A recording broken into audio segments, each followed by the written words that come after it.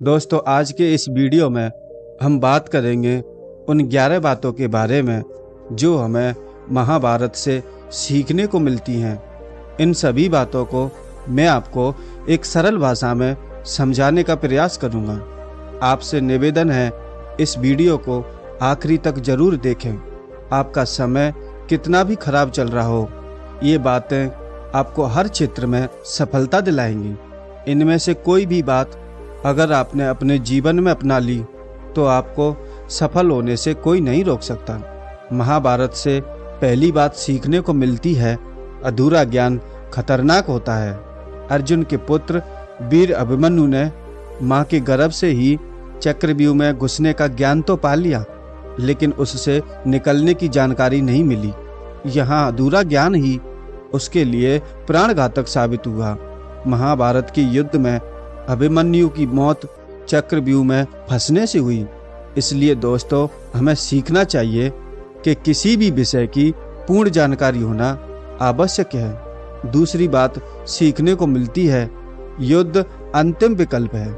महाभारत सिखाता है कि लड़ाई या युद्ध किसी व्यक्ति या देश के लिए अंतिम विकल्प होना चाहिए।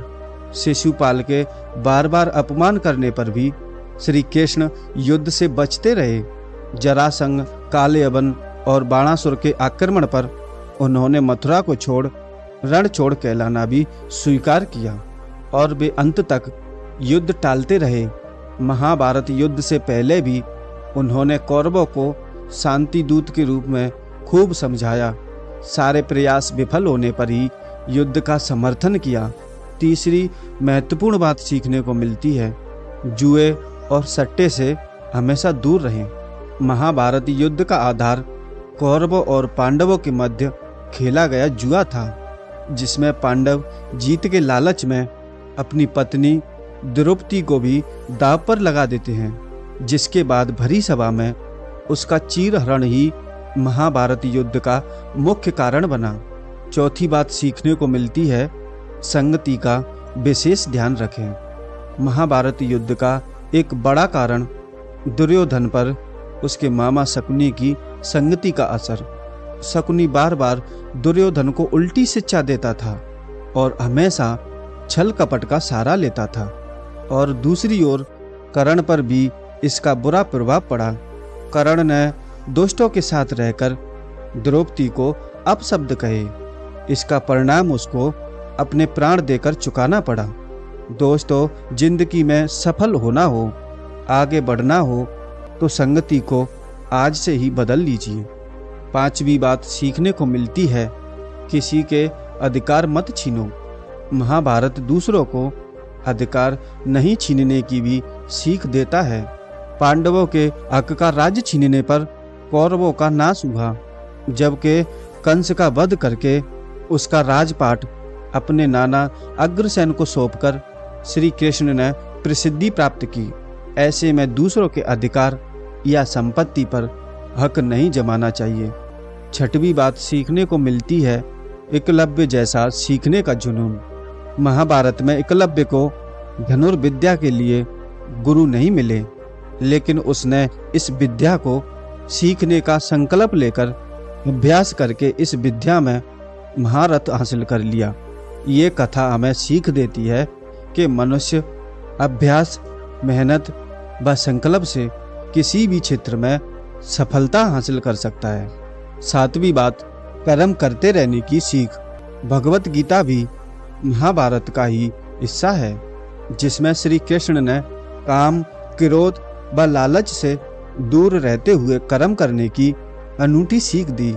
उन्होंने कहा है कि मनुष्य को अकर्म, आलसी या निष्क्रिय न रहते हुए वर्तमान में जीते हुए निष्काम कर्म करते रहना चाहिए। गीता से श्रेष्ठ ग्रंथ इस संसार में कोई नहीं है। आठवीं बात, सत्य व नीति के साथ रहो। महाभारत हमें सत्य और नीति का साथ देना सिखाता है। भीष्म पितामह, द्रोणाचार्य व कर्ण जैसे योद्धाओं ने सही व गलत को जानने पर भी कौरवों का साथ देकर अपयश प्राप्त किया, जबकि भगवान श्री कृष्ण ने कमजोर लेकिन सही पांडवों का साथ देकर हमेशा सत्य व नीति का साथ देने की शिक्षा दी। पांडवों की जीत ने यह साबित किया कि अंत में विजय सत्य की होती है। 9वीं बात से सीखने को मिलता है, क्वांटिटी नहीं क्वालिटी पर ध्यान दो। जब पांडवों और कौरवों के बीच किसी भी तरह से समझौता नहीं हुआ और युद्ध की स्थिति पैदा हो गई थी, तो भगवान श्री कृष्ण ने विकल्प दिया, एक तरफ पूरी नारायणी सेना और दूसरी तरफ मैं। दोनों में से आपको जो चुनना है वो चुन लीजिए। एक तरफ गुणों से भरपूर भगवान श्री कृष्ण थे और दूसरी तरफ भारी भरकम सेना।